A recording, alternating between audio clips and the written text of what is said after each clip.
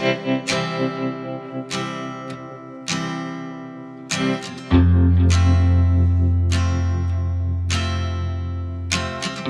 Everyone, Radhe Radhe. आप सभी का हमारे चैनल में बहुत बहुत स्वागत है। 16 सोमवार का व्रत कैसे किया जाता है, अगर आप सोच रहे हैं कि 16 सोमवार का व्रत आपको करना है तो इस वीडियो में आपको मैं संपूर्ण विधि बताऊंगी और बहुत सरल तरीके से बताऊंगी। तो सोमवार के दिन जो है ना, आपको ये व्रत की शुरुआत करनी है। हो सके जब भी आप 16 सोमवार का व्रत की जब आप शुरुआत करने वाले हैं तो शुक्ल पक्ष से करें, क्योंकि व्रत अगर शुक्ल पक्ष से किया जाता है तो ये व्रत का फल जो है ना और भी ज़्यादा बढ़ जाता है। इसके बाद जो है ना, आपको एक चौकी लगानी है, उसके ऊपर आपको सफ़ेद कलर का चमकीला वाला कपड़ा बिछाना है, क्योंकि पूजा पाठ में चमकीले कलर के ही कपड़े बिछाए जाते हैं।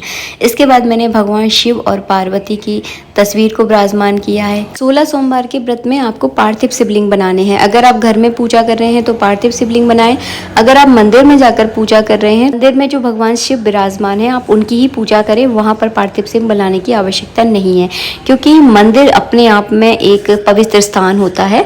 तो घर में जो है ना, आप पार्थिव शिवलिंग बनाकर ही पूजा करें। नियम होता है कि 16 सोमवार के में जो है ना, आपको 16 शिवलिंग बनाने होते हैं, मतलब हर सोमवार को आपको नए शिवलिंग बनाने हैं। इसलिए मैं आपको अलग से बता रही हूँ कि हर सोमवार को आपको नए शिवलिंग बनाने हैं और रात के समय इनका विसर्जन करना है, वो मैं आपको बता दूंगी साथ ही साथ। यहाँ पर मैंने दीपक प्रज्वलित किया है। सबसे पहले आपको व्रत का संकल्प करना है। अपने सीधे हाथ में फूल, चावल, जल और एक हुई फल रख लीजिए और एक बेलपत्र रख लीजिए। मन में ऐसी भावना करनी है कि हे प्रभु, हम आपके 16 सोमवार के व्रत करने वाले हैं और इसका हमें पूरा फल प्राप्त हो। इस व्रत में हमसे अगर कोई त्रुटि होती है, कोई गलती होती है तो हमें जो है ना क्षमा करें। तो ये जो है ना, व्रत नहीं है, भगवान की तपस्या है, क्योंकि इस व्रत को निर्जल रहकर किया जाता है। दिन भर आपको कुछ नहीं खाना है। शाम के समय, प्रदोष काल के समय आपको ये भगवान शिव की इस तरह से पूजा करनी है, जैसे कि मैं आपको बता रही हूँ। पूजा करने के बाद जो है ना, आगे के स्टेप में आपको बताऊँगी आपको क्या करना है। तो एक मैंने बेलपत्र लिया है। पार्थिव शिवलिंग की जब आप पूजा करें तो उनके ऊपर इस तरह का एक बेलपत्र उल्टा करके ज़रूर रख दें।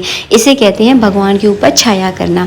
जब आप जल डालते हैं, जल की जब तेज़ धारा होती है तो कहीं ना कहीं भगवान खंडित होने का डर रहता है। बेलपत्र रख लेंगे तो भगवान जो है ना, पार्थिव शिवलिंग आपके खंडित नहीं होंगे। यहाँ पर मैंने गंगा जल चढ़ाया।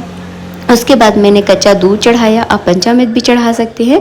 इसके बाद आपको शुद्ध जल से नमः शिवाय, नमः शिवाय, नमः शिवाय का मन में जाप करते हुए आपको शुद्ध जल से स्नान करवाना है और इस बेलपत्र को अपने नेत्रों से लगाना है। कहते हैं इस तरह से अगर आप नेत्रों से इस बेलपत्र को लगाते हैं तो आपके आंखों को ठंडक मिलती है और नेत्र संबंधी समस्या अगर आपके है आपको, तो इससे बहुत फ़ायदा आपको मिलेगा। इस व्रत को कोई भी कर सकता है, चाहे औरतें हों, आदमी हो या लड़कियां हो या फिर जो लड़के होते हैं वो भी इस व्रत को कर सकते हैं। इसके बाद हमने यहाँ पर कलावा रूपी वस्त्र अर्पित किया है। जनेऊ चढ़ा दीजिए। तस्वीर का भी मैं साथ साथ आपको पूजन करके बता रही हूँ। अगर आपके पास तस्वीर है तो आप रख सकते हैं, अगर नहीं है तो कोई दिक्कत नहीं है, लेकिन पार्थिव शिवलिंग बनाना बहुत ज़रूरी है। इसके बाद हम लगाएंगे चंदन। तो मैंने अपने हाथ में थोड़ा सा चंदन लिया है, इसमें थोड़ा सा जल डाल के भगवान के ऊपर मैं त्रिपुंड लगाऊंगी, माता पार्वती को रूली का टीका करूंगी।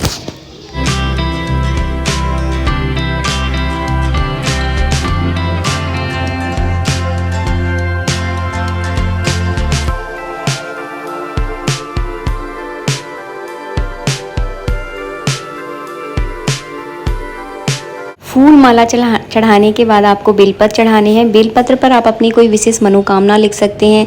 आप चाहें तो ओम लिख सकते हैं। और हाँ, बेलपत्र को हमेशा उल्टा चढ़ाया जाता है। भगवान शिव के ऊपर बेलपत्र की छाया की जाती है, इसलिए हमेशा उल्टा बेलपत्र आपको चढ़ाना है। बेलपत्र की डंडी आप ज़रूर तोड़ लें, इस बात का ध्यान रखिए।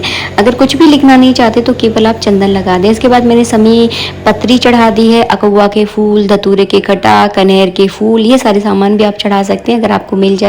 ना मिले तो मेरी तरह सिंपल और साधारण तौर से भी आप पूजा कर सकते हैं।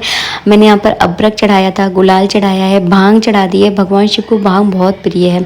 इत्र चढ़ाना मैं भूल गई थी, तो थोड़ा सा मैं इत्र लगा दूंगी। पार्थिव शिवलिंग की जब आप पूजा करें तो बहुत ध्यान से करें, क्योंकि थोड़ी सी गलती आपकी जो शिवलिंग को जो है ना खंडित कर सकती है, तो ध्यान से पूजा करना। इसके बाद आपको धूप और दीप दिखाना है। 16 सोमवार का व्रत मैं आपको थोड़ा सा बता दूं।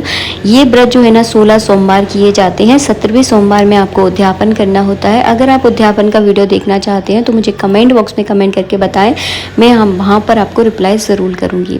इसके बाद मैंने फल का भोग लगा दिया है। इसके बाद आपको 3 लड्डुओं का भोग लगाना है। इसे कहते हैं चूरमा के लड्डू। इनको आप घर पर भी बना सकते हैं, आप चाहें तो मार्केट से ला सकते हैं। केवल 3 लड्डुओं का भोग लगाया जाता है। पहला लड्डू आपको गाय को देना है, दूसरा लड्डू जो है ना आपको प्रसाद के रूप में ग्रहण करना है, तीसरा लड्डू जो है ना भगवान शिव का होता है, तो इसे जो है ना अपने पूरे परिवार में प्रसाद के रूप में बांट देना है। अगर आप मंदिर में पूजा करने जा रहे हैं तो मंदिर में ही इस लड्डू को आप छोड़ कर आ जाएं। आशा करती हूँ जो मैं समझा रही हूँ आपको अच्छे से समझ में आ रहा होगा। दिन भर आपको निर्जल व्रत करना है। शाम के समय प्रदोष काल में भगवान शिव की इस तरह से पूजा करने के बाद 1 लड्डू आपको ग्रहण करना है। उसके बाद आप जल पी लें, और खाना इस व्रत में नहीं खाया जाता है। तो ये जो है ना इस व्रत की पूरी विधि है। इसके बाद जो है ना आपको कथा पढ़नी है। कथा की पुस्तक का भी आप पूजन जरूर करें।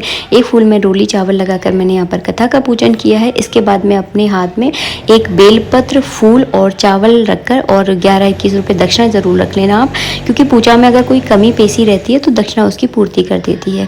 तो उसके बाद सीधे हाथ में सारा सामान रखने के बाद मैं कथा पढ़ूंगी। व्रत की पूरी विधि मैं आपको बता चुकी हूँ। अगर व्रत करते समय बीच में अगर आपको पीरियड आ जाता है, जैसे 2-4 सोमवार आपके हो गए हैं, 5वें 6ठे सोमवार में अगर आपको पीरियड टाइम आ गया है, तो पीरियड टाइम के समय आप इस व्रत को ना करें, अगले सोमवार से फिर से कर सकते हैं। तो ऐसे जो है ना व्रत किया जाता है। 17वें सोमवार में आपको उद्यापन करना है। कथा पढ़ने के बाद सारा सामान जो आपने हाथ में लिया है सब भगवान को अर्पित कर दें। उसके बाद हाथ जोड़ कर भगवान से प्रार्थना करें। इसके बाद करनी है आपको आरती की तैयारी। एक प्लेट में ओम लिखकर, थोड़े से चावलों का आसन देकर उस पर दीपक को विराजमान करें। उसके बाद पूरे परिवार के सहित आपको आरती करनी है। फिर से आपको रिपीट करके बता रही हूँ, ये व्रत एकदम निर्जल किया जाता है। शाम के समय पूजा करने के बाद केवल आपको 1 लड्डू ग्रहण करना है, दूसरा लड्डू आपको गाय को देना है, तीसरा लड्डू आप प्रसाद के रूप में आप सभी को बांट दें।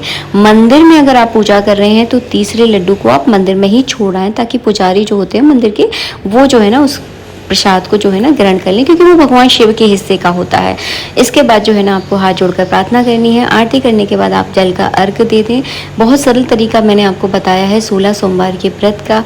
फिर से रिपीट कर रही हूँ, अगर आप का बीच में अगर पीरियड टाइम आता है या फिर कोई और दिक्कत आ जाती है तो ध्यान रखें, आप नए सोमवार से जो है ना व्रत कर सकते हैं, कोई दिक्कत नहीं है। व्रत में कुछ नियमों का पालन होता है।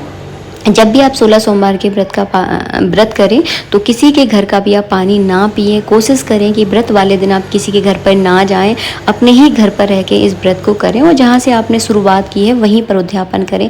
अगर ऐसा कर सकते हैं तो व्रत का आपको पूरा फल मिलता है।